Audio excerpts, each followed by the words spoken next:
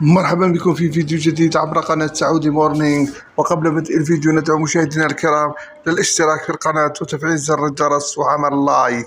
نبدأ على بركة الله. وفي هذا الفيديو نناقش الخبر التالي: تحديد موعد الحكم على المخرج المصري محمد سامي.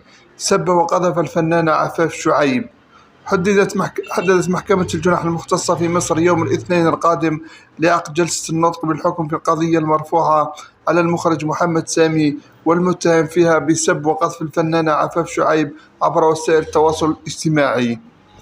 وأوضحت الفنانة عفاف شعيب في دعواها أن محمد سامي استخدم ألفاظا خادشة بحقها مما دفعها إلى التقدم ببلاغ رسمي ضده. كما أقامت دعوى تعويض مدني طالبت فيه بتعويض مؤقت قيمته 5 ملايين جنيه على خلفية الأضرار التي لحقت بها نتيجة التصريحات التي أدلى بها المخرج.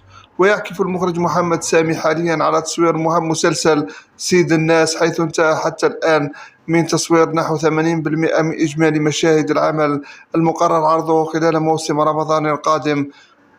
ويجرى التصوير حاليا في ديكور الحارة بمدينة الإنتاج الإعلامي، وهو الموقع الرئيسي الذي يجمع عددا كبيرا من أبطال المسلسل، من بينهم عمرو سعد، إلهام شاهين، خالد الصاوي، أحمد رزق، أحمد زاهر، ريم مصطفى، رنا رئيس، وسلوى عثمان. شكرا لكم على حسن الإصغاء والمتابعة، ولا تنسوا ترك تعليقاتكم والتفاعل مع القناة، واللقاء في فيديو جديد وخبر جديد.